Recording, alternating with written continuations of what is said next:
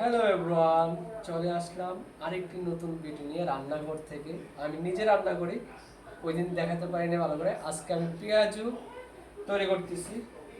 এই হলো পেঁয়াজু ডাল, পেঁয়াজ দিয়ে কাঁচামরিচ দিয়ে তৈরি করে নিলাম ব্লেন্ডার করে। আমি তার পাটাতে বাটতে পারি না, ব্লেন্ডার করে চলে আসুন কীভাবে আসলে পেঁয়াজটা বানাই আমি।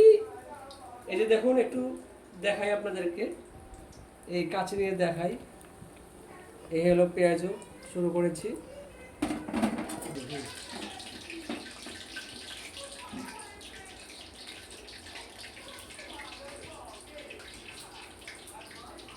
একটু হাতটা দিয়ে নেই।